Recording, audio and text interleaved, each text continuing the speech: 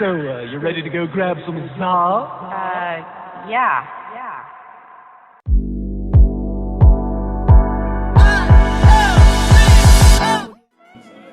Y'all be watching the games and stuff?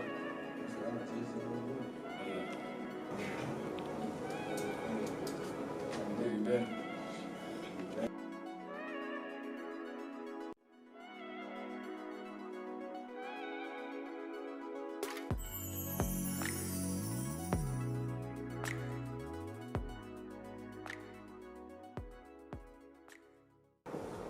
What's up, family? Mike Cold Craft here, and we got another CONVOS conversation. But this one is titled Barber Talk. You see, we got 4 owners of well-versed barbershops in Memphis, Tennessee. And we're about to have a conversation where we're gonna agree, we're gonna disagree, and we're gonna shed light on a lot of people's opinions about us as barbers and businessmen. So, by saying that, we having this conversation for the fact of to tell you how valuable we still are. Because a lot of people has, in my opinion, forgotten who we are. As barbers, as counselors, as therapists, as people that just keep the community together. So, without further ado, I want everybody to introduce themselves. Like I said, I got 4 well-versed barbers here that's successful. And first we have... What's up for the Salon 321? Owner of Salon 321, me, myself, Michael Kraft, better known as Cold Custard Barber, the owner of Cold Custard Barber Studio Incorporated. And we have... Sean the Barber, the owner of Humble Hands Barbershop. I'm looking forward to a great conversation with all these guys. Each and every one of these guys are very motivational and inspirational. And I'm just excited, man, to give this game and do our thing. Yeah. Mike Powell, owner of Prodigy of Memphis. I appreciate the opportunity. I'm so excited to have this information and knowledge dropped upon me. I feel blessed and chosen that Mike hit me up. I appreciate you, bro. No problem. No problem. Y'all don't mind me, I'm just writing down notes. Trying to look professional. Man, let's elaborate a little bit before we get into the questions. I chose you, you 3 guys, because I've been following you all's career, right, for a long time. We have different ages of barbers. We got 2 OGs on the side. We got 40, we got 45, we got, how old are you? 28, we got 35. And we've seen different things in barbering, but mostly probably the same thing dealing in this game, especially in the same city. So I was able to pick up a lot of game from all of these guys. And like I said before, they're owners. And I know that you have to mingle with people that's like-minded. So that's why I chose owners that's probably have been through the same things or going through the same things that I've been through in this game. So we can, we can share ideas. And I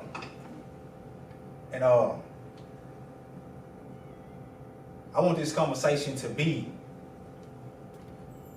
enlightful, inspirational, like you said, but also ugly at the same time. Mm-hmm.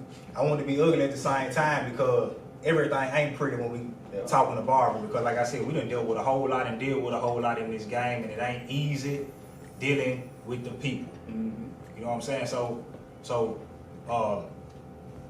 let's get into it. I had a somewhat viral post that I put on Facebook about the pricing of haircuts. Well, men's haircuts are supposed to be. I said I was just throwing something out there. I ain't trying to explain myself because I'm not that type of guy. But I thought that this conversation would be good to lead into that.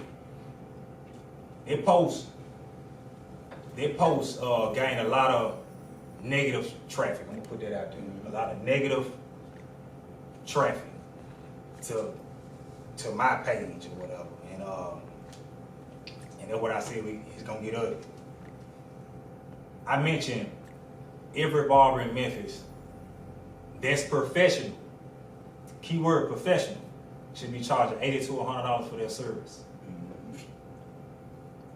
And I also mentioned that a lot of people, you spend money and spend money and spend money all the time, but come to our place of business that we sacrifice to keep together, that we pay rent for, and we have to deal with you, and you want to shortchange us. You know, I'm not saying that to start anything, you know what I'm saying, with the community or whatever, but it's facts. It's facts. Not just me can agree. So, $80 to $100 for a haircut, that may be steep for you, but dealing with our 25, 30, 21 years of experience, I feel like professionals only, we deserve it. You know, so we deserve it because we try to take care of you. You know what I'm saying? And by saying that, I want to ask you a question. This ain't on the list of questions that you know I sent y'all, but I just want to ask you just a free game question. What do you think the barber industry today is going? Is it? Or do you think we leaving that old school method, or everybody has to go into this new school method of like content creating or whatever? Me personally, man, I just feel like if you want a change, you have to make a change.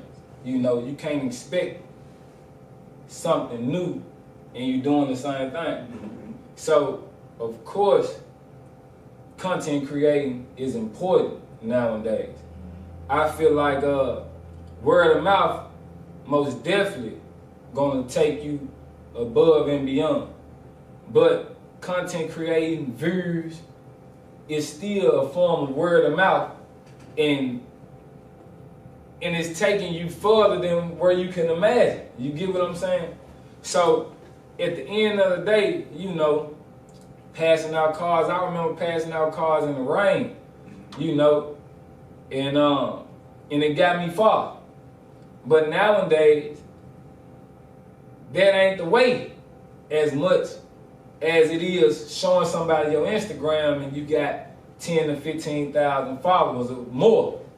You know, you can have 20,000 followers without $20,000, without being able to chop better than the person down the street that's been doing it for 40 plus years and get $100 for a haircut easy.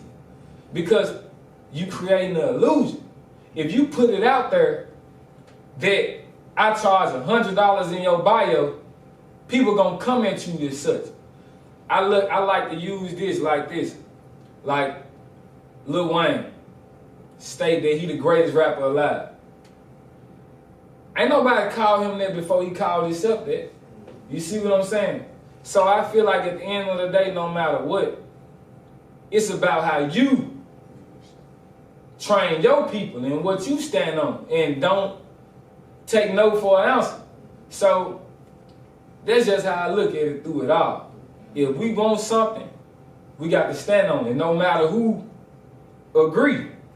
So yeah, man, like content creating is most definitely important, but at the end of the day, your word and your morals is what it's all about anyway, and your discipline too.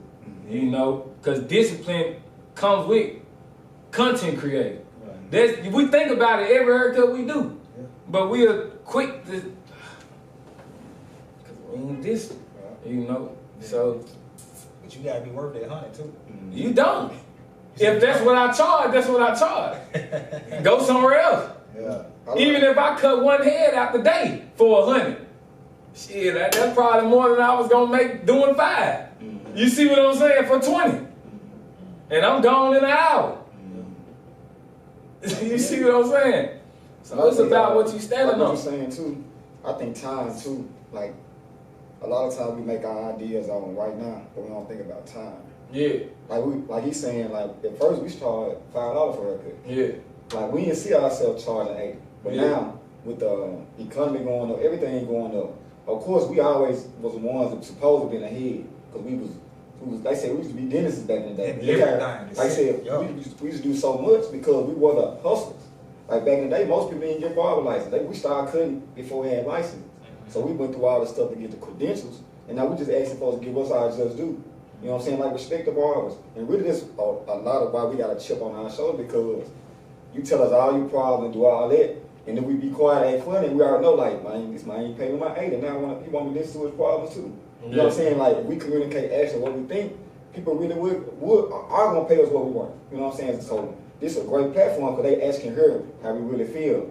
Versus us in the church like, man, hey bro, you gotta send me my 5 for that cash. And, they'll try to send you like 50. You say 50, but you know cash out might take 2. So they say, man, bro, put $2 on there. You know what I'm saying? Like, but you go somewhere else, they put their price up front. Yeah. And like people pay it. And they pay it. Yeah. So it's up for us. And I'm glad you said that because that $2, I be mad about that $2, bro. Yeah. I got on my out.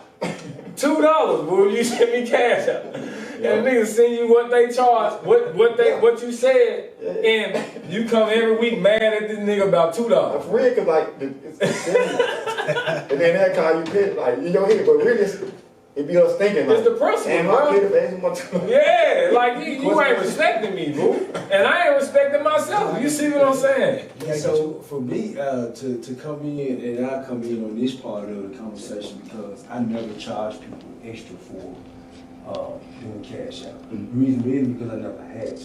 Why? Because I've never had to ask people for that. Every person, almost 80% of my people tip me. So even if I got one person to tip me for the day, then that covers that expense. Also, I'm not a person that's going to transfer my money and look at it like I need it the same day. I always transfer my money to where it comes 3 days. So I'm going to always get there. That's a way for me to still keep my people satisfied, keep them in a place of I'm not price gouging them or trying to, not to say that you guys are, anybody else is. It was just a method of me thinking like, bro, your lunch is paid for every day of the week because somebody tipped you. You cutting 15 to 20 heads a day, and you getting at least 10 of those people to tip you. Your lunch for the week is covered. These fees that you're using for your app is covered. All these things, all these small expenses that I could charge people for, they come naturally. Why? Because how I present myself, what I present to the people. Once again, it's about the evidence that you present. That's how you build your case. You can't expect people to go above and beyond for you if you can't give them nothing or give them a reason to do that. And see another thing too, like you're saying, like one of my services I provide, I shampoo everybody hair. You know what I'm saying? But you know, so for me, like most of my clients, I've been cutting since I was I've been cutting people like 15 years. So you know, you go up, every time you go up, be like, man, this person here probably ain't got his income might be the same.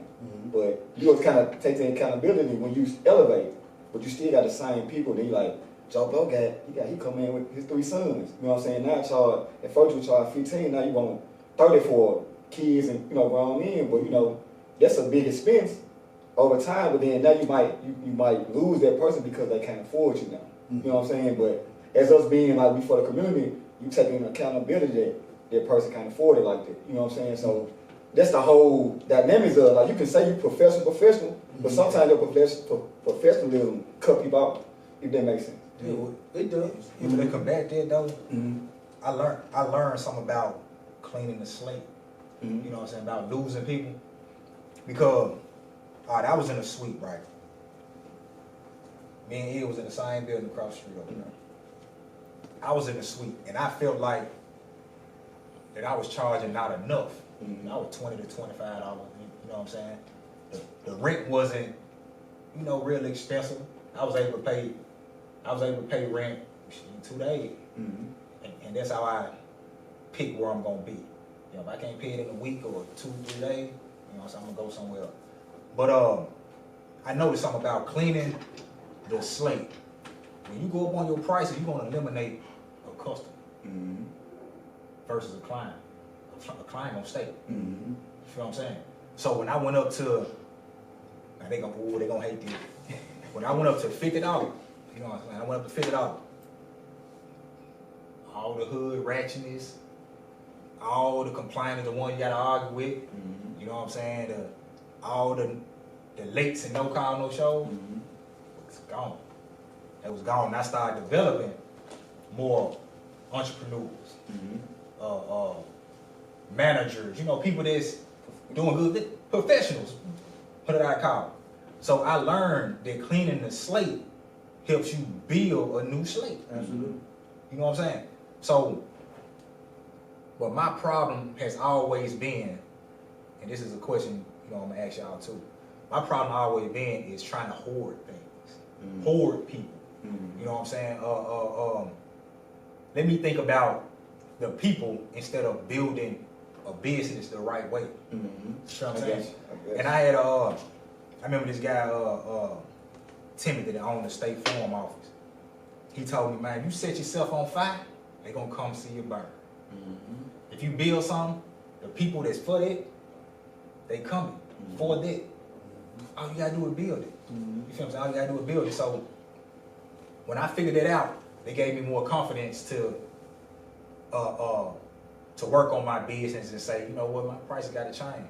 Because now when you doing spreadsheets of your finances and stuff like that, you'll see how much that costs. Mm-hmm. You feel what I'm saying? You'll see how much everything you got costs. You like,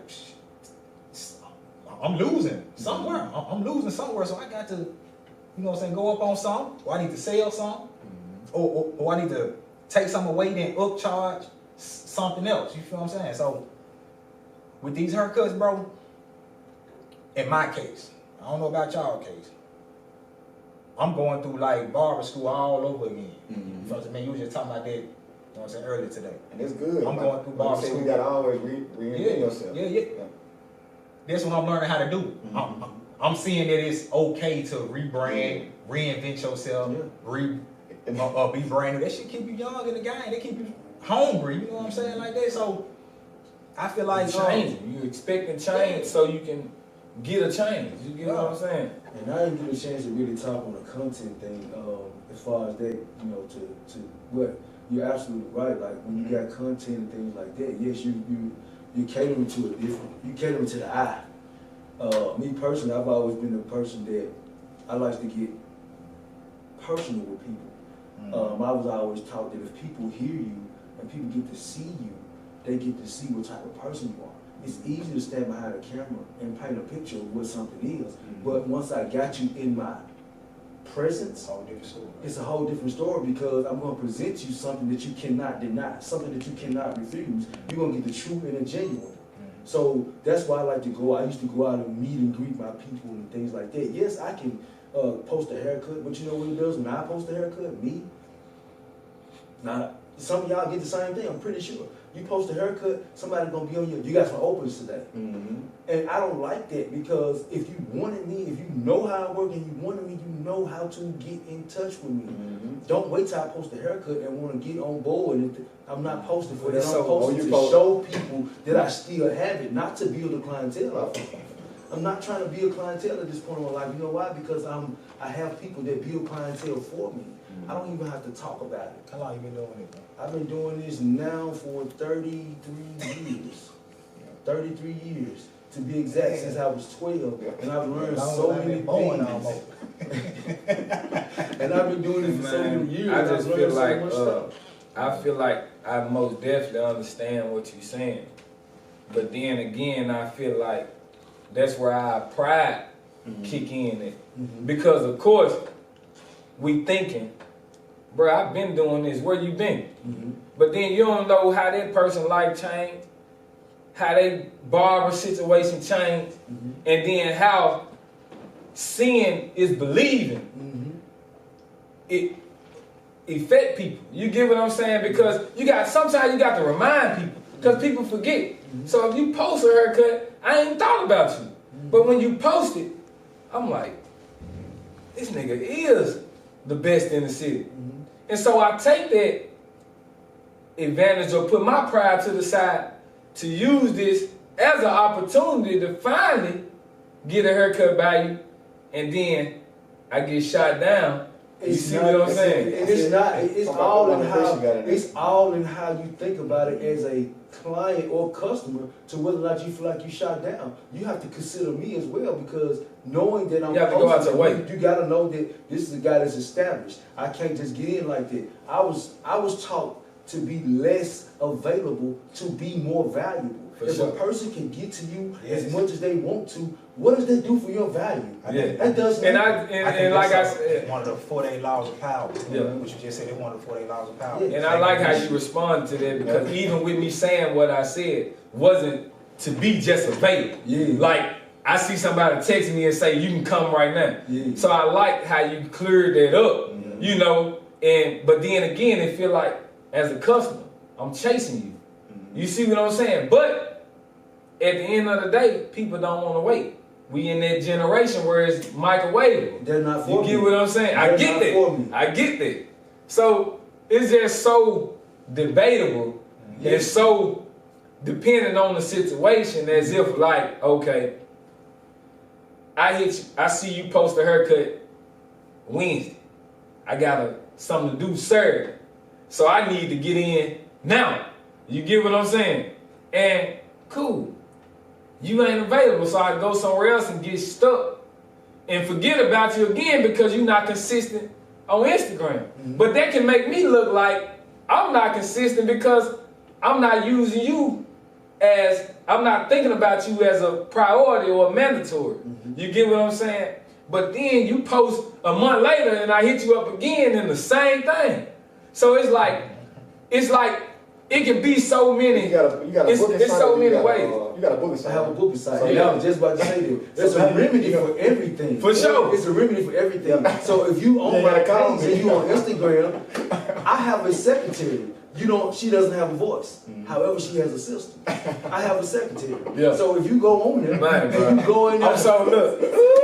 Hey, dude, I'm glad we doing what we doing because at the end of the day, I'm speaking for the customer right now. Yeah. I know what's going on. I know that. Yeah. You see what's going on. Yeah. And you responding in a great way. So y'all ain't got no excuses. Y'all ain't got no excuses, bro, because I'm for the people. Yeah. That's what social show And is we are for do. the people. For sure. It's just that we have to know that just because there are a million people that need a haircut, you as a barber can't cut a million people. For sure. So there is an audience that's for you. You And have to learn that. we have to know how to be professionals. That's what we say we are. So my reply to a person that calls me or texts me because they see me post, my first thing I'm going to say if I can't get them, my apologies, I'm booked. However, I can send you my link to where you can go and book when it's convenient for you at your convenience if you find something. However, if you can't find anything, then contact me and I'll see if there's a cancellation or something like that. So it's always a way to remedy a situation to make people feel like, okay, And this is just the way he do business. And I do this too. I recommend it to the other barber in the shop. Exactly. And go the first thing they say. Nah. Is he chopping? I'm like, I wouldn't even hire them if he wasn't chopping. Now you gotta trust, we create somebody's, we duplicate us. Now, we can't cut a million head, but we can put somebody on our team to, all right, man, he chopping. I want you to go to him. Man, that's why it's taking me a minute to get people in here. I had a dude in here, bro. I told you that. I had a dude in here, right? Wanted the opportunity. He came with this sob story. You know him. He came with the sob story. He coming from out of town. You know what I'm saying? Trying to start over. Come to find out he was off. You know what I'm saying? But I had to get rid of him for the fact that he want to go in my bathroom and you know, it's not power. You know what I'm saying? When it's a contract that you sign, it said no drug paraphernalia on the premises. You know what I'm saying? So I had to let him go because for 14 days straight, bro, I could not sleep all day, 24 hours after day for 14 days. I could not sleep thinking about, man, I want to do something with dude. You know what I'm saying? Because I felt like he in violation. But some told me that, you know what? I'm an owner. I'm trying to be a real owner. Just pull him outside. I just need you to clean your station out. And, you know what I'm saying? It was good working with you. You know, good luck on your endeavors. What was your hiring process? My hiring process? Yeah. Like, you came in, you sat down, we did a tour and everything. told them what I offer, and we go over the contract. And we go over the contract, get a 3-month probation period. You know what I'm saying? What I do is come in at a certain price every month. They boofer and go up. You feel what I'm saying? It gets to the regular price. Yeah, before we get to the regular price. Why? Because I'm really trying to feel you out. Yeah. And see how you will. But then at that time, I kind of already seen it was just, I got desperate. I mean, like, I got vulnerable. I got desperate. I'm opening up a business. I'm I was finna say something. I was gonna say, you think we need to stop for a minute, then start again? For what? I don't know. Well, we ain't editing nothing. What's up? It's not big old. Hey, go. Yeah, keep Because I like the thought of picking up on the hiring process as a barber. Oh, yeah. You see what I'm saying? But then I don't like the thought of talking about shit either, though. You know what I'm saying? The situation I'm talking yeah, about. That's your partner? No, but shit, I'm just how I was talking to you off camera. I know his camera died. We don't know what's going on right now. We've been talking for a minute. You see what I'm saying? So I'm just speaking on the I fact. got it though. I got it. You know what I'm saying? I got it. But like, I get what you're saying though. Like as far as like, cause I went through the same situation, but keep going, cause it's like me on like 3 months. Like I didn't know that. Like I got desperate. You know, you like, I need somebody. You know what I'm saying? So I'm keep on going. As far as like your hiring process, that was what part you was on. Yeah. No, I was just about to say one of the things that we make a mistake in when we become business owners is that we don't have a protocol on how we do things. Yeah, We have to have a protocol in which we do things. I'm a person that I don't have a problem with doing paperwork. Do I like doing it? No. So I have to try and go ahead and talk to people. I try to get an interview outside of the place. You know, if I can get you on, let's go to lunch. Let's sit down and talk and write, because you tend to get the best out of people, or you get who that person really is in a different environment. So I try to take them out to lunch, you know what I mean? We sit down and have a bite to eat, because people kind of let their hair down when they're not in an environment they're going to work in. If they're in a place where they're going to work at, they're going to put on them. You know, okay, I'm going to do what I got to do to get this job, or get this opportunity. But you get the chance to analyze and see how they are. And I've been fortunate to have people that I've kind of like known and grew with in the business. That's why I have pretty much a 40-staff shop. It's because I've known them, and then a couple have come through referrals, but it was me building that personal relationship with them and then knowing how they are. And then when I had certain problems with them, everybody don't know what you know as an owner. So they're in their preparation stage. We have to help them prepare for the next stage, and as owners have to find ways to show them that you can do things differently. You should do things like this here so you can be able to move to the next level. When you get your own thing, you'll understand what I'm trying to tell you.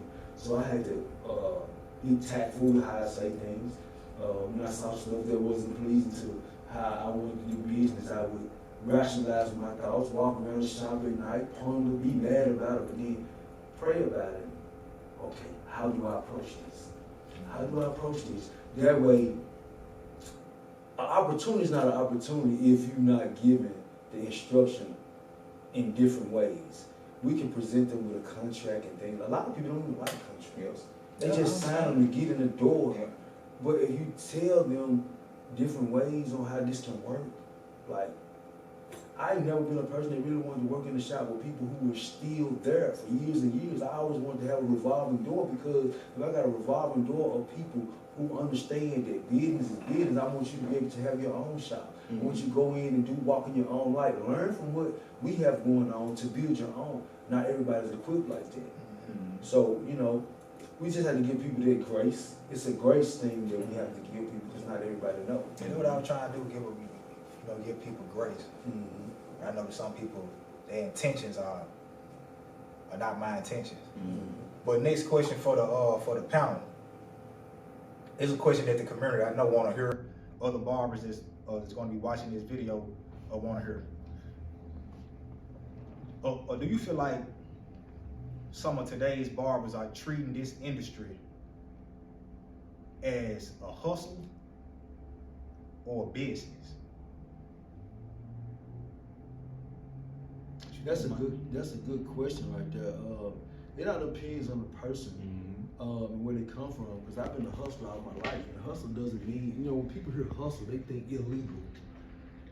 Hustle is not illegal. Hustle is a thing that you, just a mode in which you apply yourself to the things that you're trying to do to make your daily way of living and stuff like that. Because I was a person who was personally in the streets, and I never took a business class. I never been to college for business or nothing like that, but I knew how to conduct the business when I was in the streets. So I had to translate that over to what I was doing and still have a mindset to know. I always wanted a corporate mind. I like to have a corporate mindset, which is one of the reasons why I like to wear a suit and tie, because I always wanted to be corporate minded. Everybody that works in the salon, guess what? They get a week per year free for vacation. You can work it and keep your money, or you can take your vacation and go and do something. Why? Because I worked in it and I know what it's like to be in a work environment. If you work a whole 365 and you don't have time off, then what does that do? It's also like a kickback to them to show them my appreciation. Like, I appreciate you, because I don't know too many owners that give people vacation weeks. I don't know too many. All I gotta do is get a full staff. That's exactly what I would go do. Even when it was just 2 or 3 people, it was just me. If after your first year of being with me, you have to be there a complete year, because it's like a rollover thing. And then the second year, I'm gonna give you that. You're gonna get you a free week to do whatever you choose to do with it. That's 33 years of experience. That's 33 years of experience right there. So I always wanted to do it like what I experienced in the work world. You know what I mean? And that's just it. But a lot of guys treat it like what they've grown up in or who they've been around and things like that. But it's up to us as guys who've been in it for a while. And everybody want to be the celebrity barber. What is that? But like by us having the social media platform, like people don't cut her. Like how we saying, like we OGs for the, like when I post, I ain't posting to get clients. I'm posting just to, I'm still doing it. But some people post every haircut, like to get that crowd to come in. Not saying there's nothing wrong with it, but that's the hustle part of it. Like some people know they probably ain't chopping like that, but they gonna come and boom, boom, boom. They see us cutting, like we ain't gotta do this, but they trying to like, no man, why not working? You ain't working on your craft, you working on what people see. You know what I'm saying? You ain't ready for it right now. It's time you get the business part together. You ain't got your integrity right. You slow powder. You ain't listening. All that playing the account before you put yourself out there, because people are dealing with you as a whole person, not as a haircut. You feel what I'm saying? So the celebrity barber thing has always tripped me out though, because what that's people the hustle realize as a celebrity, what happens when they fall off? How does that affect you when they fall off? I'm a celebrity barber. You know why? Because I have people that work hard jobs. Yeah. People that put aid in their budget. So, I'm not looking for the rich and the wealthy. I'm looking for the people who consider me as their barber, people who feel like they can't live without me. People who say, man, if I can't get cut for a month, I'm not going to get cut because you my barber. That's a celebrity to me. I'm a celebrity barber because I feel like I'm going to be around and I'm going to do what I got to do to take care of my people regardless of what. If I can't be there, I communicate that with them. So that's how we have to be as professionals. We communicate things to people. That will make you a celebrity barber. Steve Harvey, just because you line his mustache up and shave, if he fall off tomorrow, are you still a celebrity barber? If everybody that you cut is making a significant amount of money that you think that's got you in pub with the people, how does that resonate with them when you're not cutting them anymore? See, I cut people every week or bi-weekly, and I can count my income. I know what I stand to make per year. I know what I'm not finna travel nowhere and cut nobody hair unless I have time. I'm not going to cut nobody hair. I'm talking about, fly me out. No, you're not as important to me as those who come to me every week. I don't care about you paying me $1,000. I'm not going to compromise my integrity for a little money that you might not even call me next week because you might not feel like I perform the way that you need me to perform. No, these people love me who in the city who I could. They love me. They depend on me. They rely on me. So I'm going to keep it right here where I'm at. I'm not going to sell my soul for what's supposed to be a pot of gold. No. I'm dealing with who I deal with. These people rely on me and I'm standing there. And another thing too, what you're saying about the hustle. Like I feel like as owners, people feel like they're doing us a favor by working for us. You know what I'm saying? But we doing each other a favor. Because really you still your own boss anyway. You know what I'm saying? And people don't look at it like that. You really your own boss. Like you attach yourself to a boss. We bosses together. It's like don't even like to use the word boss because like I want people to feel comfortable because really this is our shop. You know what I'm saying? And so that's why I try to explain to my people then to set a standard because if I'm not there, you got a key. This your shop. You know what I'm saying? This your house. This ain't like if the floor don't get swept up, why I gotta say, man, sweep that hair up. This your house too. You know what I'm saying? So, but then they go to people like, you know, that people say the kids at school, people's lifestyle might not be that way. Like you said, on boys in the restaurant, no, you probably say, man, I can't deal with that person. Like, I can't work with him. I'm not saying like, you know what I'm saying? You can't work with that person. You know what I'm saying? You seen it. Like your spirit, your energy does not reside with that. Because you the head of the household too. And that will come up with part of being like a leader, like being like a shepherd, you're a leader. So you gotta read energies and everything. Yeah. You see from a mile away. Yeah. You said something this day. You gotta read the images. You definitely have to do that, man. Ooh. Yeah, but I see, man, it's a whole lot of barbers, man. We man, they do real good work. You know, they call themselves hustlers or call themselves business people. The fact is that you can't be a hustler if you only can sell one thing. That's the way I look at it. I heard a lot of people call themselves hustlers, but all they can sell is drugs. You feel what I'm saying? If the drug game's slow, they somewhere scruffy, depressed, and everything like that. So that was a good elaboration on that question. I got another question for y'all. In the industry right now, as we are owners, right? I know we value clients and we value what the industry brings to us. But in the business that we're building, should we be doing what's best for the client, or should we be doing what's best for the business?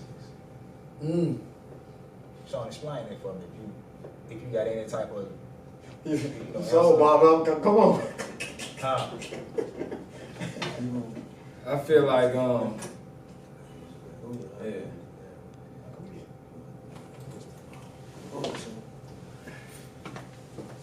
At the end of the day, I feel like without the clients, it wouldn't be no business. And now I confess it. You get what I'm saying? And of course, before I really just got behind the chair and doing what I'm doing, it was easy for me to feel like I'm a boss, or I work for myself, or I'm this and I'm that. Until those weeks came to where I'm dependent on the people to make my business thrive. So I hear what you saying about you ain't a hustler if you can't sell more than one thing. But I feel like all I can sell right now is haircuts. You know? And not saying it like that because I know my worth. I know I'm a valuable person. I can sell myself. But in reality, if I'm looking at what's really working for me, what's really paying my bills, it's fades, not braids. You see what I'm saying? I cut hair. That's what I do. You know?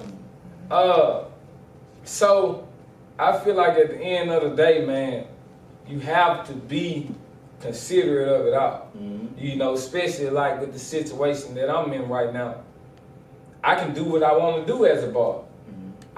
We can travel, shop to shop as barbers. But then how does that look to our clients? How does that look to our business? It's inconvenient. I don't know where you're going to be at this week or that week. You know, that can work for stuff like food trucks and different things like that if you're consistent with your content and being able to communicate. We ain't got time to communicate. You see what I'm saying? Not as much as if like talking to a person one by one. If you coming to get a haircut, you know where you coming, you know what time you coming. I don't need to see if you're gonna be in South Haven this week or this day, because I'm doing this every week. This part of my life. Right. You see what I'm saying? So I feel like, man, at the end of the day, it's a hand-to-hand situation. Without the people, it wouldn't be no business. So at the end of the day, we have to think about the people in order to make our business successful. But we still gonna always put ourselves first, which is a form of still thinking about the people because we benefit from them. So it's like I'm putting myself first by thinking what's best for my business through you. So, Yeah. Well, I look at it like this too. Not to come back on what you're saying. I feel like if you build a strong business, a strong structure of business, you would never lose clients. You would never not have people to support your business. That's what I feel like. You know what I'm saying? If we learn how to sit down and sacrifice those months or however long it takes you to learn, it takes me a long time to learn something.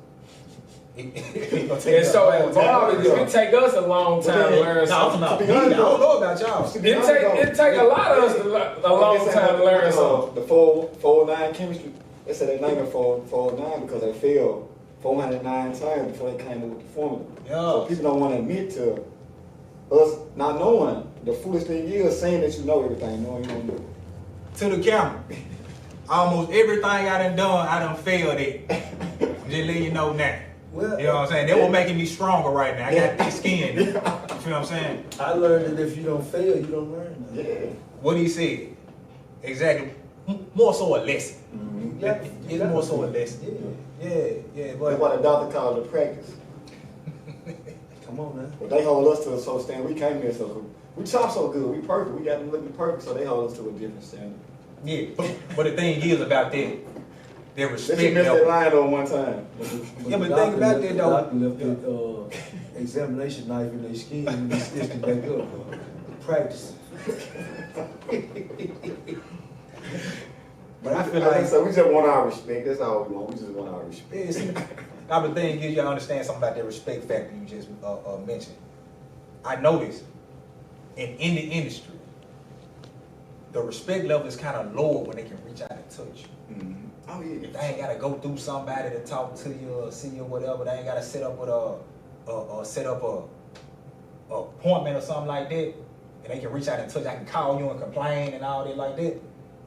The respect level kind of it's not where it should be. Mm-hmm. You feel what I'm saying? So that's why I say if you can build you a business structure, you gonna always bring in the right people. Mm-hmm. You will never lose the right people, and you can also teach that game too. You feel what I'm saying? So it goes both ways. Building a business and complimenting the client. And We supposed to do both of them. and Because everything then we're doing is for the client because, like you said, the business right now, I can give, like the business flowing right, I can give away complimentary water. You know, we got a shampoo tip. Because now you the structure's right versus you just, man, the customer ain't doing, take care of me, I ain't gonna take care of the customer. Just give me my bread, you can roll. Yeah. You know what I'm saying? You build an environment where everybody wins. So with that right there, that's a mindset. Like I always told myself, I gotta be me regardless of what. I got to be able to provide what I have regardless of how that person is. Mm-hmm. One thing about it, we all have a room to perform to something. Mm-hmm. Whether it's a client coming in the shop being wrong, loud, smelling like weed, or it's us not willing to deal with what they bring to the table. Mm-hmm. We all have to be willing to conform to something. I've had situations where young men have come in and smell like weed and things like How that. you address this situation? First, how did I address it? I put them to the side. I don't want to put them on point. I put them to the side and be like, listen, I have no problem with you doing what you do. But we service a different type of clientele here, and you included in that. I'm not gonna let nobody come in here and do nothing that's gonna make you feel uncomfortable. So respect the wishes of everybody else. You don't have to let people know that you're on the level that you want. Mm-hmm. I've been in your shoes. I understand where you at. I understand where you at now because I'm there. Mm-hmm. Right now, with you. Mm-hmm. Get a little closer, what you smell?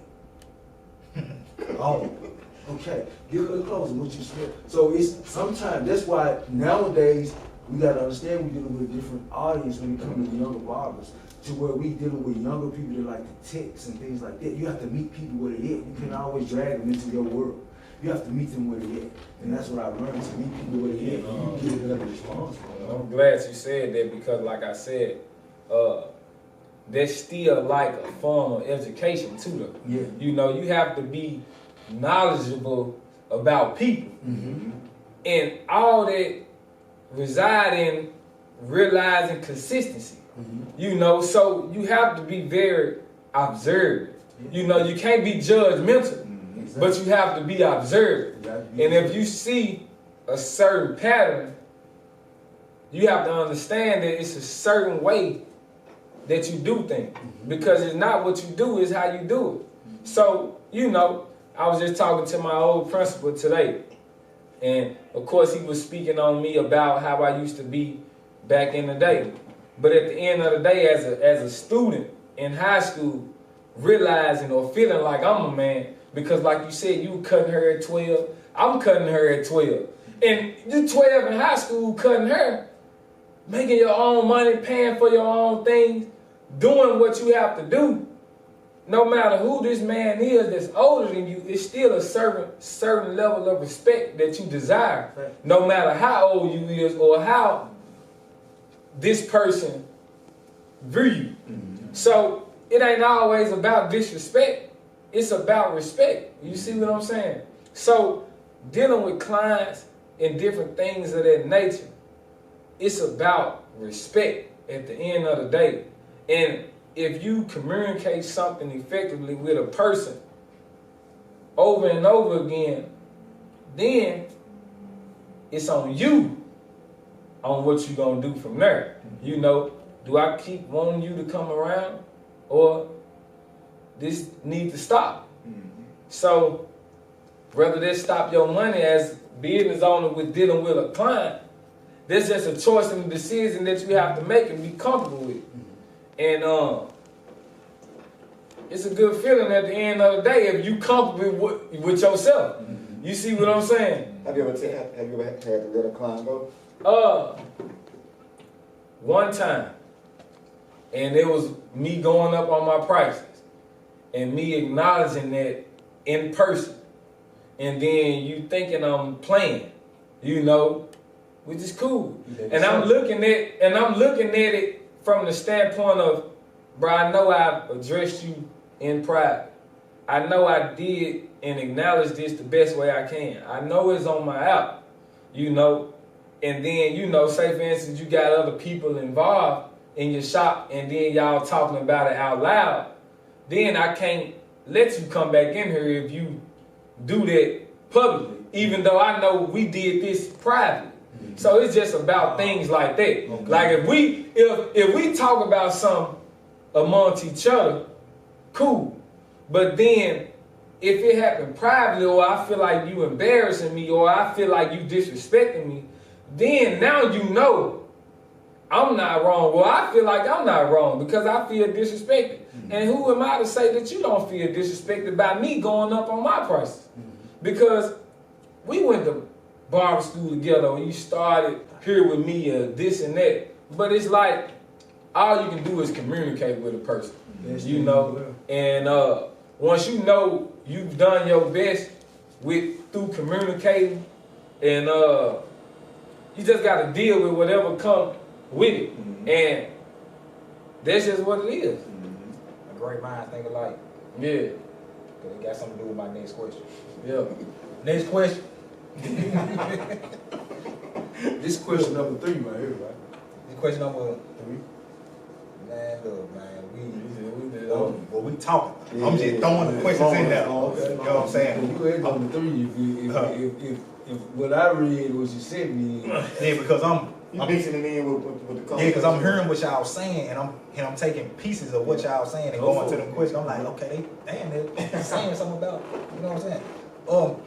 My next question is what's y'all opinion and also experience on scaling? When should you scale your business? When should you think about scaling your business? Part 2 of that question is, does it give you anxiety when you start to scale your business? Do you feel like you got to go through that? Like it.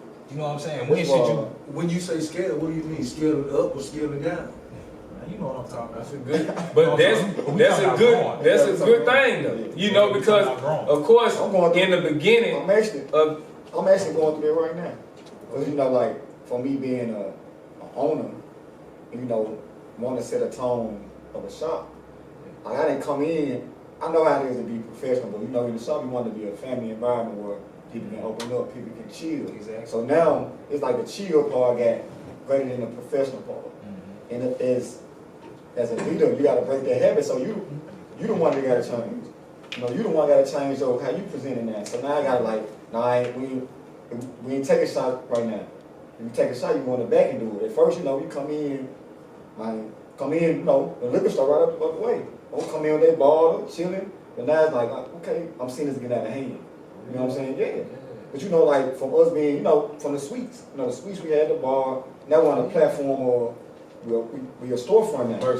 You know what I'm saying? But the suites, you know, they want you can be in there with a hookah. You can do all that in the suite, but storefront, you never know who gonna come in. And at first it was just me, my other business partner, we in rooms too. So now just breaking the habit of being in the storefront. So you was allowing all that. Let me ask you, was you allowing all of it? Because I believe in it. You know what I'm saying? It's the type of tone you want to set. You know, I got a little mini bar my clients can sit with. It's a 2-drink maximum. You can't, you know what I'm saying? You ain't gonna sit in the chair and drink. You know what I'm saying? You can get you a shot when you leave. You know what I'm saying? And then you know, like, by us being like it's what, 8 of us. So at least about 80 people gonna come through. So it's like you're gonna be like, you know, like, but now, like you said, the conversation pulled to the side, the culture gotta change. So this is like a platform of growth. You know what I'm saying? Not just sitting around like scaling process. Yeah, you know, like coming to a platform, we talking now, expressing ourselves. Because like I said, people get so comfortable of us not growing. You know what I'm saying? That's the anxiety part of my part. Like, how can I tell this person to do something and I'm not showing them growth? Yeah, but I noticed something about people. People know when you getting better. People know when you scaling. People know when you starting to value what you do more. They can see how you move. You know what I'm saying? They appreciate that. Clients really do appreciate that. And if one of y'all want to elaborate on that, same question. I want to say that I got it's 2 parts of it. Because the scaling part, I was thinking that maybe you was talking about we get to a certain point in our career where we're not working as much or not doing as much behind the chair. That's what I thought you was going with. It is all. Okay, because like even for me, with the scaling part, yes, that the drinking thing. Yes, we used to do that in the shop, but it was primarily on Fridays and things like that. But it's just like me being an owner operator. If you're an owner operator, you can't always fellowship in the way that everybody else would, because you got to be the one that keeps everything at a certain pace. So I used to do it, but I stopped doing it. That was a part of my growth walk to be a better businessman. And then as far as the clientele goes, knowing when to scale, it was people that I allowed to do what they did, and they like moved themselves out of my life, so I could increase my prices to have, and I look at it like less being more, because if I charge more than what I used to charge, they're gonna wing out people, and then that's gonna still give me room to be able to get in those people who still want to do this. So we never really lose as barbers. So that's why I want to touch on that too. We don't lose. It's just the people that went for us, they moving right the way. But that was a part of my scaling, knowing that, okay, like I'm scaling right now. That's why I moved out of the shop. I have a manager and I have my son. So in my situation, I have 2 people that really don't have buffering. But that's a part of my growth walk, to be able to say that, okay, you have to put people in place so you can move to the next phase of your life. I got out there and got back in my suite so I could have room to think and maneuver and plan my next move. So you got to put people in place to be able to do that. As long as they're doing what they do, even though I still go through there, check the shop, do what I have to do, even if it's me tidying up and doing certain things. That's a part of my scaling. I know everybody gonna do stuff like I do, but we just have to have a plan for. Can you hear him well? Cause he talking like a player. I see your trajectory. I got the headphones and stuff too, so that's what I'm trying to put the mic on you, and then you can hook it up. It's gonna catch everything, cause we in a quiet domain anyway. So that's why I'm thinking. But yeah, I respect that. You know what I'm saying? Cause like he's seeing he can think. He's seeing like foresight. Like sometimes you gotta remove yourself out of the environment. You have to, bro. Yeah. And they see growth too, and then your customer gonna feel even better. Like, man, you know, like, now you do, like, man, you got this, because they attest to your growth too. I read body language, so being that I moved out and I have cameras for the shop, but just knowing what I provided, seeing how people still come in there now and seeing the interaction just through body language, I said, Ed, you missing it now. Because it's something that you provide for the people that gets the people going.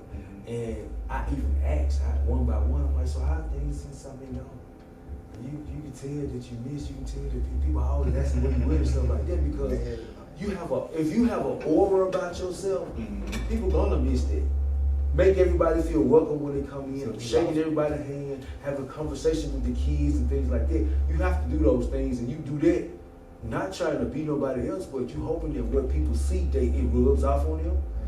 Because, bro, as long as we lost the boss. Come together and do what we supposed to do, this environment gonna always be, it'll never fall off. It'll never fall off. So as owners, we have a tone that we gotta set for our business and not keep it. I never think about it as making people do nothing. We are all one entity. I ain't trying to do nothing to make you do nothing. I'm trying to do something to get you to see that if you did it like this, what could potentially happen.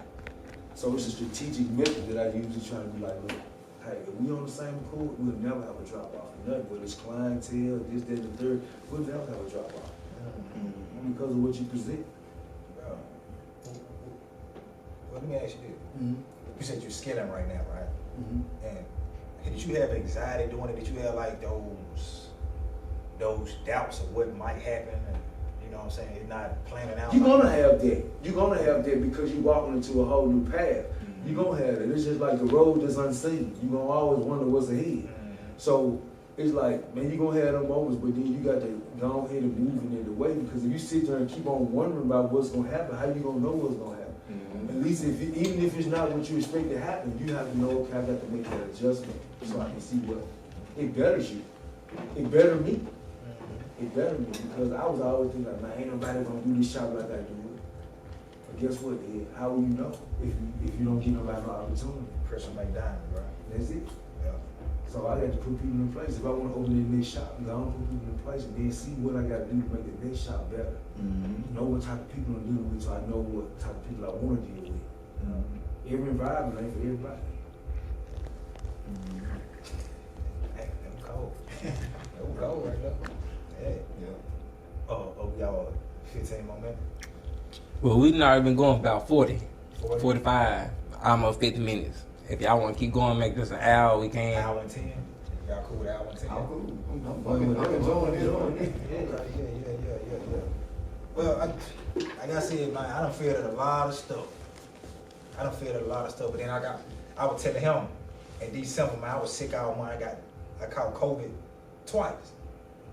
And I was down for a couple of days, about 5 days I was in the house. And I was telling him I was able to think about my past, my present, my future, right? And I was thinking about everything that I said I was gonna do, all my dreams and goals and some of the stuff that I say I failed in. I would tell them, I said, it was my fault. Everything that I failed in, it was my fault. I took the accountability to say I didn't put my all, you know what I'm saying, into it. Because I'm an introvert, I'm a loner, I ain't gonna lie. I be in my own world. So I try to do a lot of things by myself. And some things you need a team to do it, right? Because I'm not saying that I'm trying to get there fast and far, because you really ain't gonna get nowhere far by yourself. You know what I'm saying? Your own ego will make you think that. Oh, yeah. Yeah.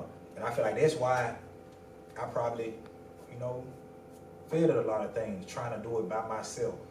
Because it's hard for me to trust. Because when you've been fucked over so many times, it'd be hard for you to trust, people like that. But you gotta have that boss mentality. Shit, put another foot out there. One step at a time. Slow is the fastest way to get anywhere. You feel what I'm saying? So that's what I learned, man. Don't matter. Every time, not fail, a lesson. Everything was a lesson. It taught me what not to do, what to do, and who to do it with, and how to do it. You feel what I'm saying? So, that's where my anxiety came from with constantly trying to scale. It was that, man, I hope I don't miss the opportunity. You know Man, I where hope I don't anxiety feel come from? it. Where it come from? It's in your mind. Yeah, I know it. Anxiety Shit, comes nobody from ever your heard mind. it. Sometimes we put ourselves in that state by our overexerted thoughts. We can't. How can we? It's just like, I'm gonna give you an example. A client that you've been cutting mysteriously disappears out of nowhere. Versus trying to figure out or even contact that person to see what happened, we would have these preconceived thoughts of, damn, did I fuck him up? Did I say something last time he got his haircut? And then like that person's trying to find out exactly what happened. And you can do that unintentionally by just saying, hey man, I was calling to check on you, make sure everything was all right. And I hadn't seen you in a while. What's going on? Everything good? You get so relieved when you hear that. Man, I apologize. I've been sick. I've been down. And things like that. That's where the anxiety comes in because we the whole time we thinking negative. I had a hard time with this scripture in the Bible that says, lean not on your own understanding.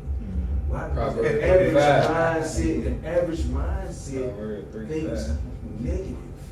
The average mindset think negative, and that's not where God comes from, a negative point. So we have to have this mindset to be like, okay, let's see what's going on. I tell people all the time, I like to be confrontational. They think it's bad. I'm like, no, it's like I like to confront the things that are in my mind so I can know versus me thinking the opposite. Because that's where the anxiety comes from. We get to thinking like, dang, fuck that nigga. I don't give a fuck. You put yourself in all these changes for no reason when you could just call, or I've called people that I hadn't seen in a while and their wife answers the phone like, oh, I'm sorry, he passed. So this whole thing that's been eating me up inside goes away and I got a relief when I shouldn't even feel it. Yeah, I think I talked about this situation. My client, I told you about 3 weeks we get a haircut every week. And I ain't seen him for about 3 weeks. And I was like, damn, what's wrong? But I knew 1 week he came in, he was sad. But he always, jipper, happy. Then come to find out, I called him one day because I saw his mobile detailing van going down the expressway. Seeing somebody driving, it was his brother. I'm calling. He picked up, his brother picked up and said, my brother killed himself, bro. He committed suicide, bro. I'm like, damn. Because I knew for 3 weeks straight, he was coming in just, like, sad. Like, damn, this ain't him. But I don't really mess with him like that because when you a cool dude, laid back dude like me, street niggas are trying. You know what I'm saying? That's just my opinion. You know what I'm saying? You always gotta nip that in the bud. So I ain't really just like talking to him like that. But these 3 weeks were kind of bothering me. I'm like, this man ain't himself. And then next thing you know, I ain't seen him for another 3 weeks. How long you been servicing? I was cutting his hair for about 2 years. I would cut. It was your obligation. At that point, you had all the signs professional that he was going through something. That's what we have to we have to intervene. That's why now they make us take mental health courses before we renew our license. Because we go in domestic violence, of course. Yeah. We go through stuff just like people go through stuff. What we're doing is going back to the beginning of time where we have to be the person to step in and potentially save a life. So in situations like that, people notice the change. Even when I'm quiet because I'm so talkative with my clients, interactive, if I'm quiet, they know, hey, something on your mind, you all right? And I feel free to let them know what I'm going through. Why? Because their words can encourage me to help me. So when I find people that's sitting like that and quiet, I'm like, something on your mind. It's okay, you're in a place you can get it out. Let's talk about it. I'm gonna listen to you. And see, that's a culture that we kind of took away from. You know what I'm saying? Like, we gotta get back to that. You know what I'm saying? We have to get back to that. I feel like now, people chasing money, people chasing the image, like this stuff really what matter. Just like you said, like he might been down because of bills. You know what I'm saying? That's why a lot of people, like even though we probably be going through stuff, but we still know we still got to get on the grind. Like we have faith it's gonna be a better day, even though you're going through something. You know what I'm saying? Everybody go through something. It's life. You know what I'm saying? So like now from us growing, like I said, we gotta keep elevating because we are the light to help people out too. You know what I'm saying? When you down, your clientele down, the shop down. I feel like that's the role we took as leaders.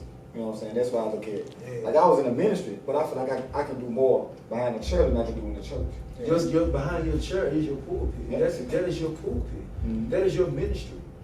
Because you encountering so many things and so many people. We just have to know what to say and how to say it and when to say it.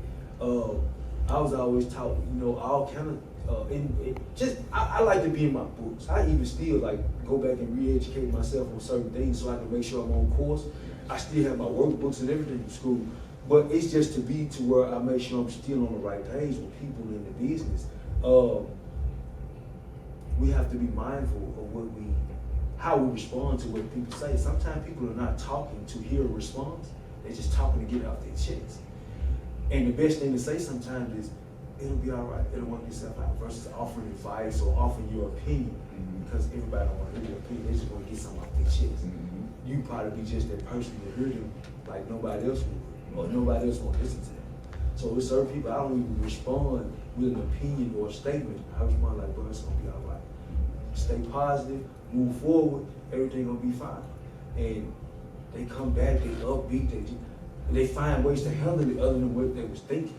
Because I didn't offer my thoughts on it. My dad, I got that from my dad. I used to always talk to him like looking for a response from my dad for questions with marriage, questions with anything business. He was like, my dad would always tell me, son, you gotta do what you gotta do. It was before my dad passed, and I'm like, Dad, you used to always tell me, son, you gotta do what you gotta do, but you never give me no sound advice. He said, son, I gave you sound advice because you have a mind. He said, I didn't want to give you my reply based off of what I had been through. And that alters how you think. You have a powerful tool, son, your brain.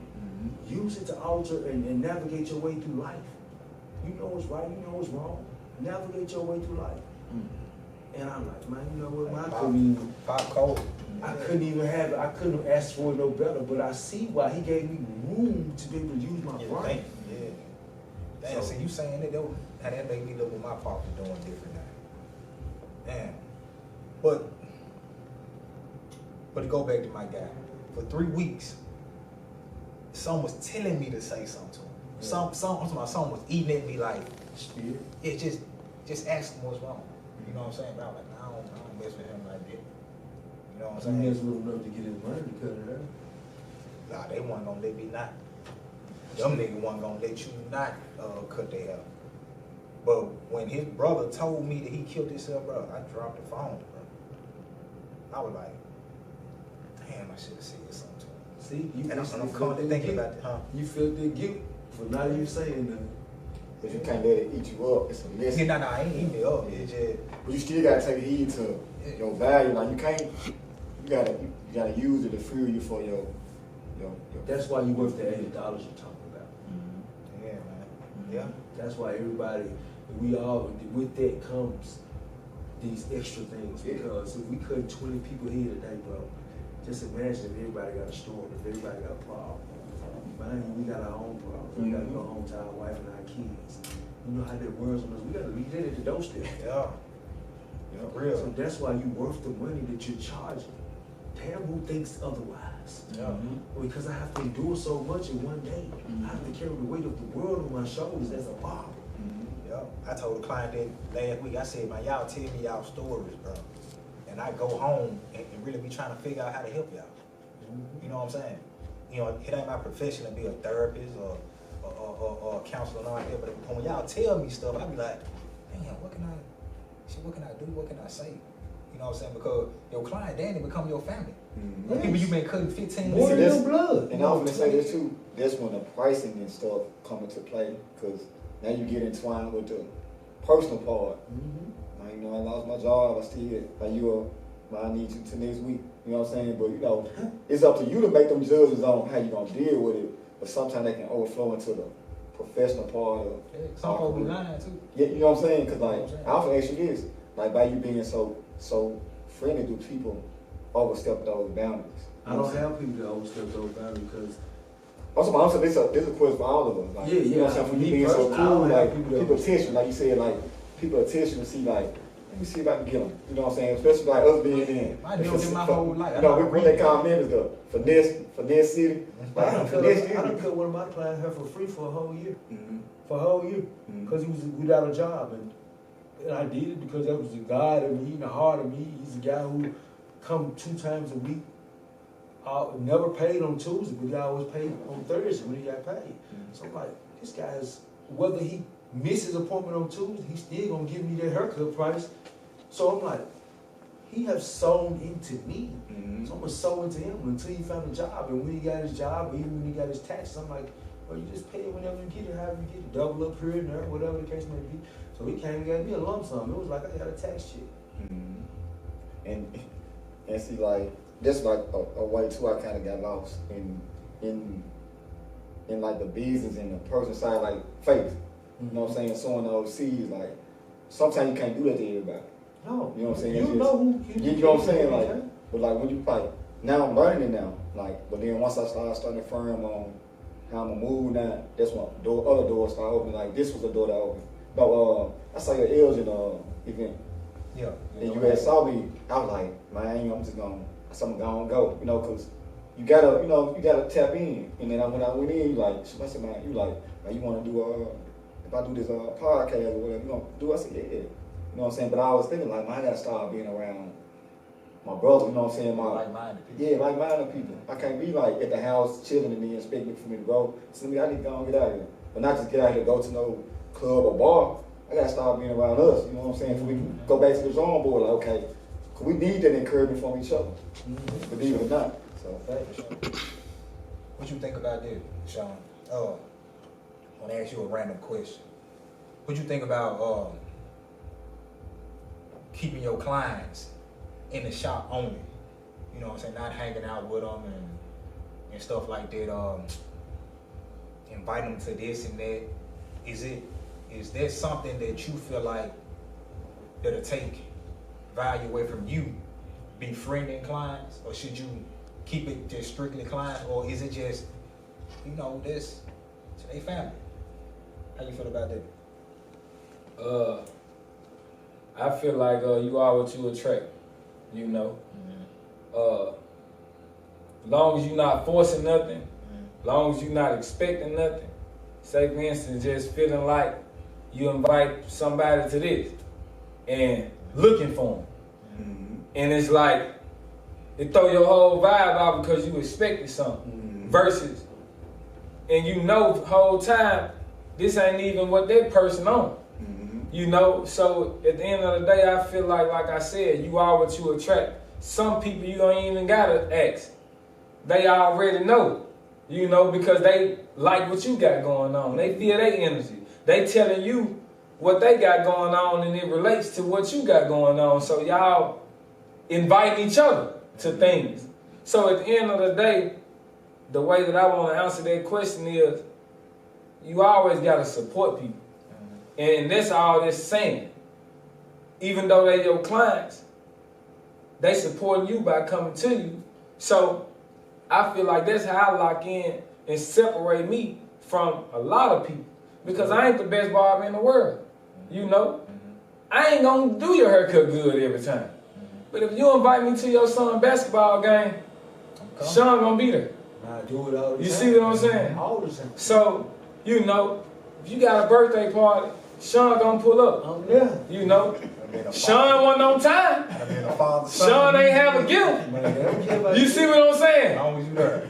I pulled up That means a lot. and I mess with you on your haircut, or I might mess with you months down the line. But it's on how you take it. You know what I'm saying? So I feel like at the end of the day, it's about support, and it's about not expecting nothing. You giving for nothing in return. You doing, not saying I did this because I was looking for something. You did it because you could. If I couldn't, I couldn't. And don't hold me accountable for that.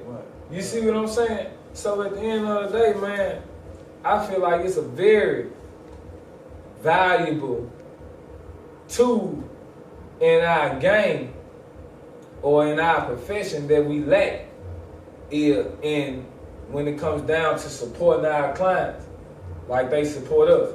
Because it is supporting us when you come to me. So at the end of the day, if you have something, if you selling tickets to something, do what I can if I can. And it's just that on that, you know?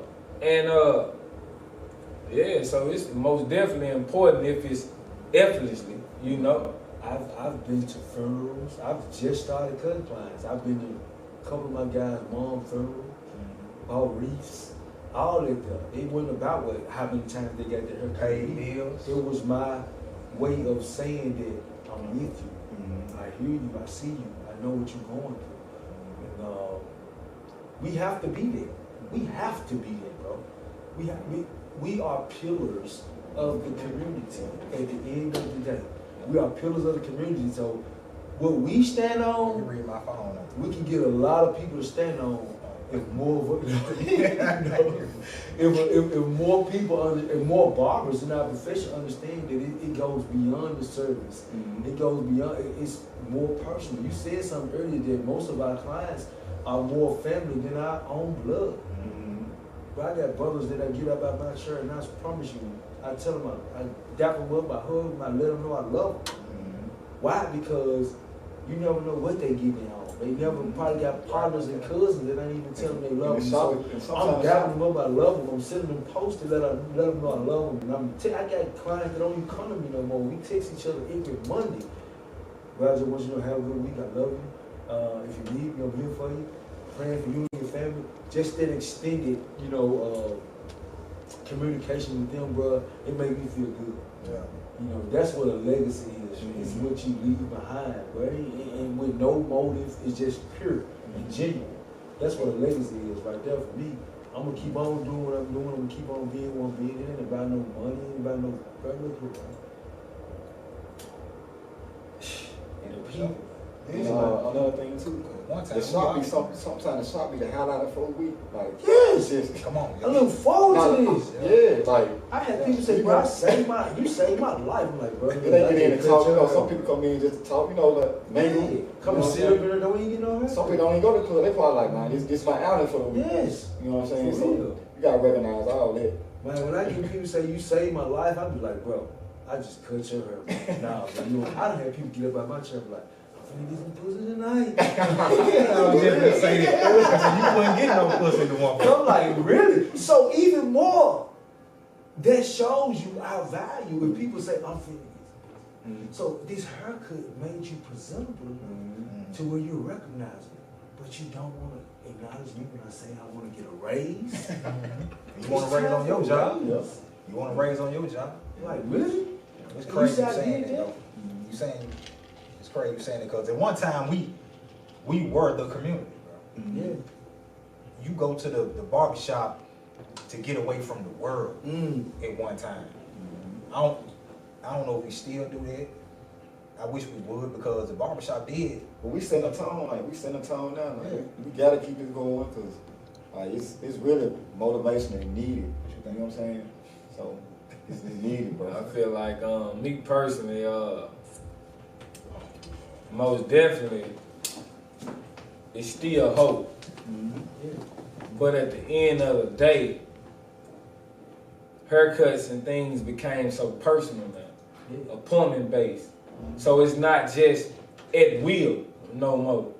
And that's a big change in the community by having people stacked up on top of each other to be able to converse with each other and do whatever it is to do to keep that community thriving. You get what I'm saying? Because you might come at 1 and just was talking to me about so-and-so, and then that person that you need in your life come at 3 and you miss them. So it's like the appointment-based thing can really separate the community aspect of what we mentioning right now. You get what I'm saying? Because it's not an overflow or a lot of black brothers coming together, seeing each other in one place and being able to bond amongst each other on different levels. So, and then So we are not. are you appointment based? Oh yeah, it ain't no other way now. Yeah. You get what I'm saying? Because it ain't, even though it works for us, for sure, but it works for the clients too. And they don't want to do nothing else besides that. I remember, like, just even when I'm first coming in the game, I don't understand how people are sit and wait on me for 4 to 5 hours to get a haircut on a Saturday. Like, I can't picture doing that now. Because it's like, dude, you know I'm coming Saturday. I come at this time every week. I gotta call you for you to be mad and act like you tired of me and say just come. At the same time, you telling everybody to come, even though I still have to wait. You see what I'm saying? So, And people get mad at you, but like, people, I remember we used to have to write the appointments down on paper. So like, you know, I tried all that, but I tried that. But then in my mind, I still felt like that was inconveniencing my people. If you in White Haiti, I gotta get, okay, of course I can do it on the phone, but I'm cocky. You call me, I'm feeling like, nah, bro, I'm not finna write your name down on this paper. I got to see you, and you got to come all the way to Olive Branch. That's not cocky. I know it ain't cocky, but at the same time, thinking from the customer aspect, like I said from the beginning, bruh, I come to you every week. Why do I gotta come all the way from, you know where I stay. Why I gotta come all the way to your shop to write my name on the list and then find me something else to do in between time? You see what I'm saying? What is done? That's a part of. We as people have to understand that culturally we have everything that we do should have a square, a time spot for everything. I know. And everybody's life shouldn't be in a kerfuffle because your life is in a kerfuffle. Because you want to come and go how you please. No, That's I not get the way. it. But Speaking on the customer now, how I started appointments was because that same reason. People coming, everybody was showing up at the same time, and I had 10 people there. And I was writing my name down as they come. And everybody got complaining, like, you got 10? I'm like, listen, I'm going to tell everybody right here, right now. If you want a set time, you book that time. But I'm going to hold you accountable for that time. If you don't come, if you don't show up or anything like that, then there's going to be a fee for you not showing up. This is my way of seeing who really was serious about having a set time. And before you know it, might put me down here. And what this did was elevated me as a businessman, because then I knew I could go from being a weekly or just a daily fund collector to organizing my salary. We have to transition from being people who get a weekly paycheck to make it a salary, to know that we have a career. It's a transition phase. We all have a phase of Barber. And that's why I said what I said, because at the end of the day, that was the transition from the papers, from sitting in the shop. Now we booking online. And now we did all that back then to get to the point where we at now, to be able to charge what we want to charge now. So at the end of the day, now we there, what's next? What's the next level of being beneficial? Because scaling our business and being beneficial came through giving you an appointment time. And I feel like that was the best way to be able to come up on my haircuts.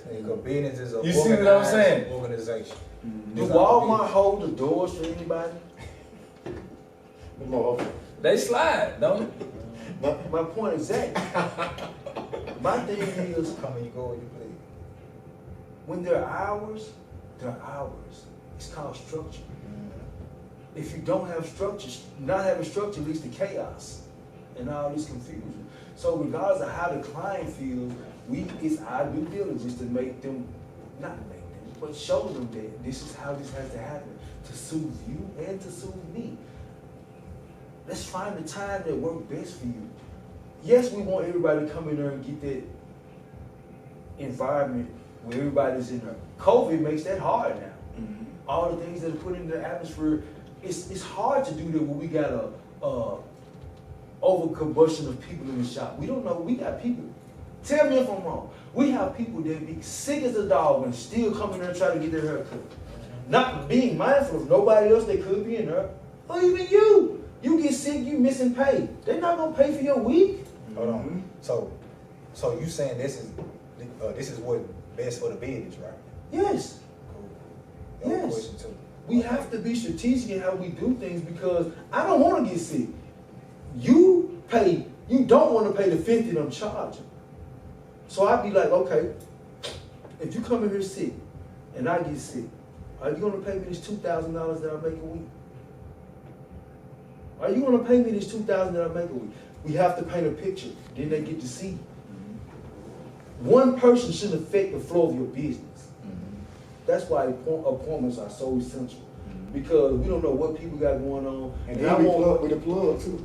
So like if that dude need the information, you can direct them to him. Like, I know this guy, you need to holler. Exactly. There's so many resources that come through here. And if you need to talk to somebody, listen, call this guy. You can talk to him on your own time. It don't mean that you have to meet him in the shop. My people know each other. Guess what?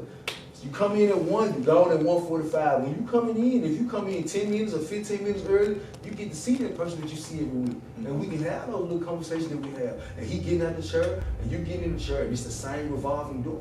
I encourage my people, come 10 minutes early. The reason being, if I get through early, you get in the chair early. And if we all do that same thing, I get out of here early versus me getting out of here late. Let me get to this last question. Okay. All right. On the last question, we down at what? I knew we I was counting. All right, man. You might well just keep going. I knew we I was counting. We was good. All right, man. I'm gonna get to the last question. Y'all feel like the people has forgotten who the barber is to the community, or did we as barbers tarnish our profession? That's a great question. I'll let you guys. Yeah, that, you know, I say the best for last, man. I'm That's a great question. I'll let you guys. I got my opinion is they go with self, like how you believe in yourself and how you reflect in the world. By us being on the platform, if we got low self-esteem, it's gonna resonate into other areas. You know what I'm saying? Just like you were saying about, you know, how you felt about the anxiety and all this stuff. They play a factor into how people read your energy. And so that's why growth is necessary. And then to piggyback, that's why our value has that loss, because we gotta keep on elevating and scaling ourselves up so they can keep on growing with us. Do that make sense? Yeah. You know what I'm saying? It makes sense. Cause like for me, if I wanna see them change, I gotta change. If I wanna make them be valuable, I gotta be valuable. Yeah. You know, that's my answer to the question. I look at it like this, man. It's certain industries that has taken our power away, in my opinion, from the community. Meaning certain things that we do, now these people can go outside of us. And, What you mean? And get it like, which is like y'all was just talking about, everything come through the barbershop, right? So now you got people that's doing what we do in the kitchen. You know what I'm saying? We started there. Yeah, but what I'm saying, we professionals now, you know, we done went through the schooling, the hardship of the be where we at. But now you got people just finding little things that they can do cheaper than we do, or they use the same things we use, right? And now they take away from the profession and the value of who we are from the ones that have been through that hell and hot water. I don't think it takes away from who we are as professionals. You know why? Because like I said, once again, it's so many people in this world. Yeah, you gonna have your own. You gonna have your own. You got those people now. The people who I feel like take the hit is those who continue to still want to use what we use and do what we do, but do it at a lower price. Why? Because They cheat next. you only gonna get those people that's in your neighborhood. Yeah. And so you're not gonna get the professional people are not gonna come and sit up in nobody's house. Professional people are not gonna come and sit up in an unlicensed barber. So we gotta know where our value lies. We know, man. Look, I know what I possess. I know what I have. You gotta get to, you gotta make it cool for You the kids gotta at top level. Yes, Yeah, we gotta but watch this, be though. cool to make that happen like But that. watch this though, we were talking about content creating, right? A barber can be in the kitchen or a garage cutting hair for $100 just from what he posts and how he posts his imagery on social media. You feel what I'm saying? So professional or not, as a professional, I don't mean they gonna pay $100. If you getting that money, I applaud him because like this his lane, this that person's lane, so you can't question what he's doing because like I put it like this. A new barber could come in making the same amount we make. We could cover 5, 10. I encourage that. Yeah, you know what I'm I saying? teach that. You know what I'm saying? So like if they making $100 in the house, that's good. But then at the same time, it's still like he in the garage doing it. It's still there's something meeting on this end because now he's still on the radar flying. Dangerous. He ain't open with us like how we, you know. Mindful, like you said, he in the house could a situation break out amongst people in the bar, customers, because you're not a client if you're in somebody's house. You're a customer. Yeah. If you in a house, they allowing the smoke, they're allowing the drink, and they're allowing the conversation to get out of hand versus you being in the business and these things transpire and you know what you stand to lose by doing that. You have a strategic method to diffuse what's going on. In the house, they don't know what to do to diffuse that before you do it. They shut down. Okay, people don't even come to no more because somebody got shot at the house. Or the neighbor might snitch. The neighbor might snitch. I have been, to be honest with you, I have been robbed for mistaking for selling dope because I had so many clients coming to an apartment. Even more reason for me to get out the house because people think, because I got people. Now, the average mindset would think like these same people, they ain't coming and going. They in there 30, 45 minutes. It was just somebody who feel like it's traffic there. Cut her in the park. That was the lesson for me. Like, bro, if you want to be professional, do it the way it should be done.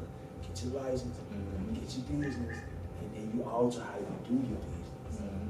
I haven't had it. I've been in fights and everything in my barbershop with guys. Being disrespectful, calling me out my name. But what happens after I get into a fight is you have grown from this because you as a businessman shouldn't be fighting nobody. Move. It's about demographics. They teach us demographics in school. Certain areas are not going to give you certain type of production. It's not that you uppity. You know that you deserve better and she'll be doing better. Move. I moved right around the corner. I knew I couldn't get $50 on Perkins a night on.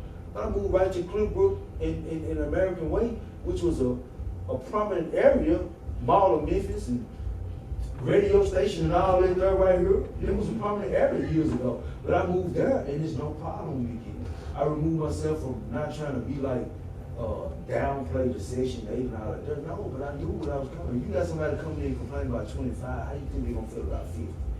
These things roll through my mind. If it affects me, it's gonna affect the people that are working with me. So I had to grow so they can grow. Let me move. I'm telling them like, stop charging less than I charge.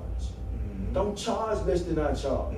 If you charge less than I charge, that means you feel like you're not as good as me. If people feel like they're not as good as me, I don't want to be around them. It's good.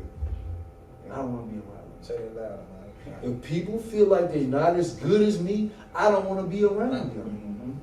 Damn, my bad. I'm write that down later. I don't want to be around you because we empower one another. Empowerment comes. You taking me up or you bringing me down? Come on now. So I want you to feel like you deserve what I am presenting. You know why? Because my people coming like this. If you feel like you can charge this, know what my people gonna say. Nah, I can't go no folk, bro. Cause their work ain't like yours. Their work is just as good as mine. But because you charging them less, you feel like you're not worth it. They see that. You teach people how to treat you. Yeah. Y'all gotta be knives, sharpen each other. Facts. Iron sharpens iron. Right about that, bro. Right about that. So this right here, this platform, right, us speaking to each other, bro, I've learned a lot just by listening. And hopefully we all learn from each other and know that, man, look, we here. Don't bring yourself down. Don't think, bro, you are the business. You are the business. See how it responds or see how it goes with you not being. You know, some people say our industry is not a real profession. Non-essential as they call it. Yes. We found that out on COVID.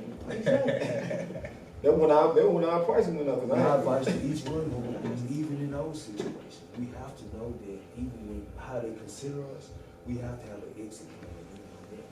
I still I needed more money, but I had a place to like room that was willing, so he went on Front Street. I've had that suite for 12 years over there. You know that. And don't keep it.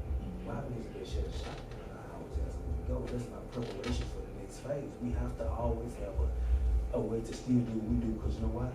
We still have to pay bills. If COVID hit, guess what the people that work in our shop are paying? I ain't got no booth. You can pack up right now and leave. Cause baby, the bills still gotta get paid. If your stuff is in here, this is a storage.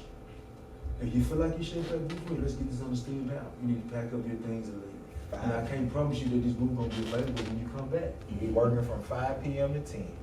Even though That what the COVID city compensated shut us. down. COVID compensated us. And I made sure I used what I had to, what COVID gave. I didn't fabricate nothing. They gave business owners what they should. I didn't try to go and do no fraud.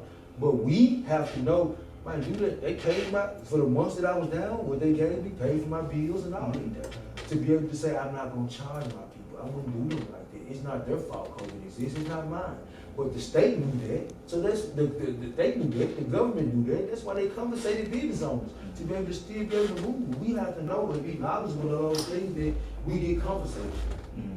You know? This is encouraging, man. It's put a little fire, put a lot of fire in it. It's something to think about. You know what I'm saying? It's something to think about. I got a question though. Since you had a question, I got a question for everybody. What inspires you to be in your own business, and what model did you go by to start your business? What inspires you to be in business, and what model did you go by to be in business? Well, I started off. What inspired me to be in business because I feel like I was a natural born leader, regardless. You know, I didn't try to do the job thing, but it never worked out because I couldn't take somebody controlling my time. You know what I'm saying? And most of all, or most time on a job, you're adults, right? And you got a manager or supervisor that's an adult too, and they talk to you like you're children. You know, I couldn't take that. But most of all, somebody controlling my time, my pay, and all of that, I couldn't take that. But I knew every job I was at, I always looked at the leadership. And I always watched what they did and what they didn't do. And I said, you know what, I'm not gonna do that when I become, you know what I'm saying, a boss like I'm inspiring to be. Okay, I'm gonna do that. Just like when I was, I'm leaving alone. Just like when I was in, you know, my first shop, you know, I always inspired to be my own boss. I didn't use that shop to just copy. You know what I'm saying? I always had a plan. Like I know it's everything I say I'm gonna do it. It's just on my own time. So when I got away from that shop, I knew, okay, this man that owns this shop, he taught me a whole lot. He gave me opportunity. You feel what I'm saying? Which when he didn't have to, but he gave me opportunity. So I'm gonna pay attention to him and learn from him and allow that to help me grow once I move on. I made sure that Michael Kraft was not going to be that person that's going from this shop to this shop to this shop to this shop, and everybody, you know my name for being just a shop owner. You know what I'm saying? Because I value two things. In life, I'm always value two things. I'm going to try my best to keep my word, and I'm going to protect my name with everything I got. You feel what I'm saying? But that's why I always try to be good. So me knowing myself as a leader, that made me want to be a boss, to test myself. But I knew that, man, that leadership role in life, bro, that's a rocky ass road, bro. We know that. That road rocky. But you gotta ride that junk just like the stock market. You know what I'm saying? It's gonna be ups, it's gonna be down. And shit, man, that's pretty much it, man. I just knew I was a leader. I had to do it. Yeah. I feel like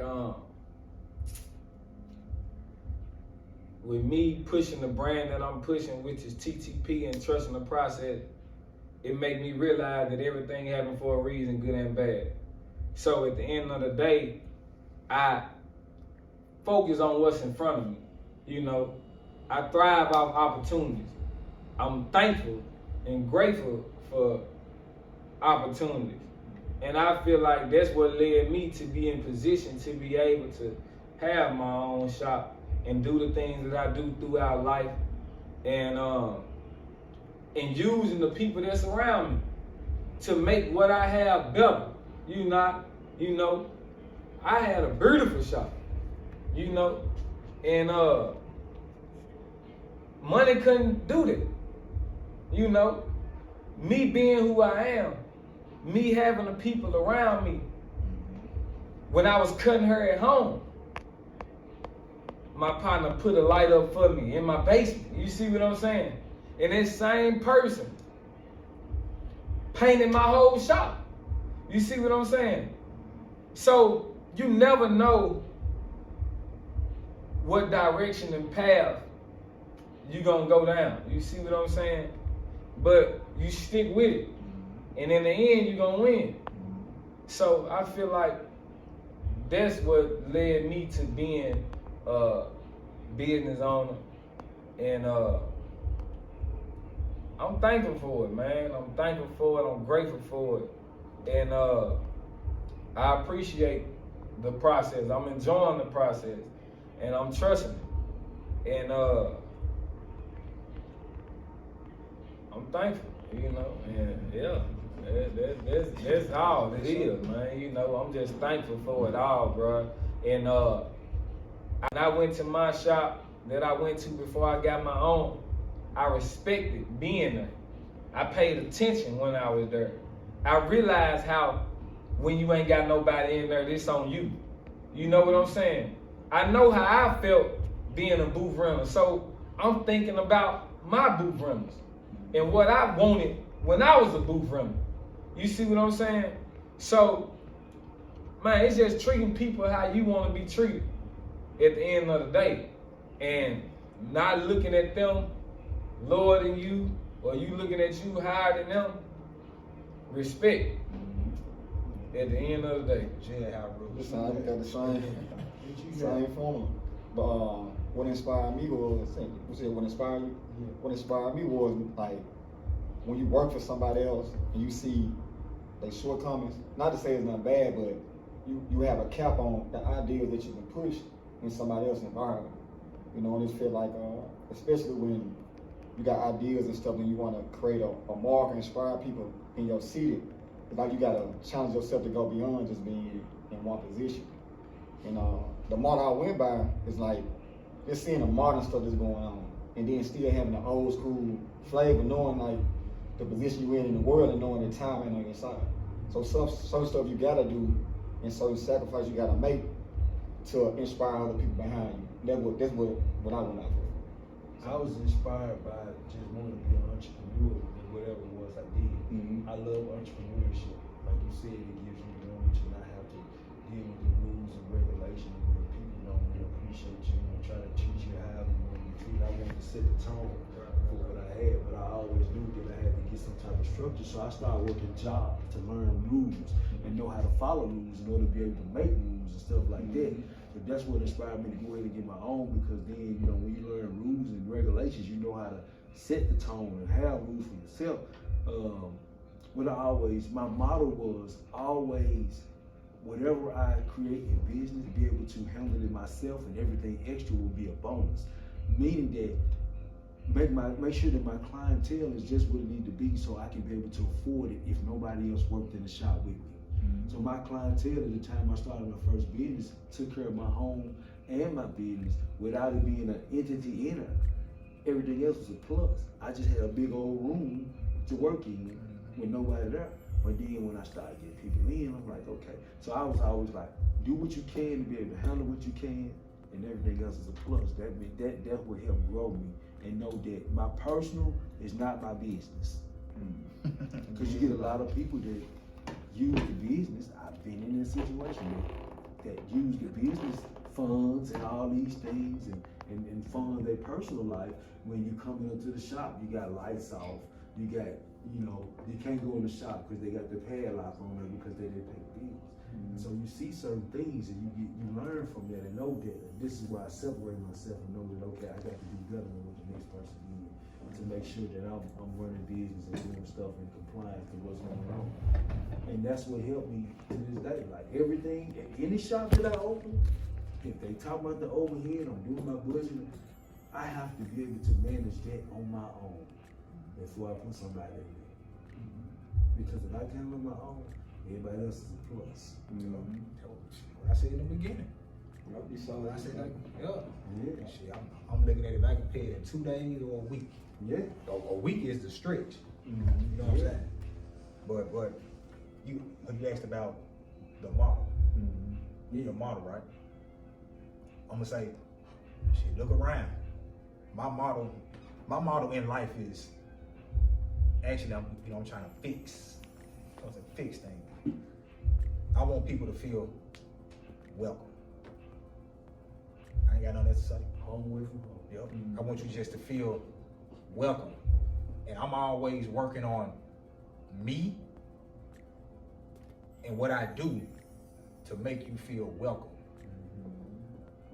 You know what I'm saying? So, throughout this conversation, we had a lot of great points. It was inspirational, motivational. You know, you be rhyming and stuff. Every time. Listen, I said when you first started talking, he had to throw a bar in there. That's all I do. Yeah, so now hopefully y'all heard some things that you can take throughout your career, or if you just a person that's not a barber, hopefully you heard something that's therapeutic to you that can help you out. You know, we regular people too, but we got lives too. But we put ourselves in a position to cater to people. You feel what I'm saying? So we need your support to cater to you. So thank you all for listening.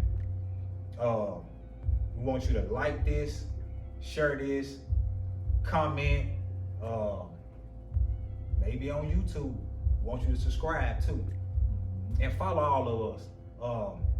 My name is Michael Kraft, better known as Cold Cuts the Barber, owner of Cold Cuts Barber Studio, INC. My social media platforms, Facebook is Mike Cold Cuts with a Z, Kraft. Instagram, I just changed my Facebook name. Mike Kraft. Is it MIKECRAFT? Instagram, Mr. Cold Cuts, that's with a Z. TikTok is I Am Wealthy. Follow me. I'm Edward Sanford, owner, operator of Salon 321. You can find me on Instagram and Facebook as Salon 321 or Edward Sanford Senior. TikTok, you can find me at the Goldish One. Thank y'all for listening. We appreciate y'all. Yeah. I'm Sean the Barber on Facebook and Social Sean on Instagram. That's it. Come on, man. Hit him with a song, That's man. it, bro. I'm leaving it there. I'm No Michael freestyle. Yeah, I was gonna do that. I'm Michael Powell on Facebook. On Instagram, I'm the Barber Mike. DA Barber Mike. Thank you all. Peace. Amen.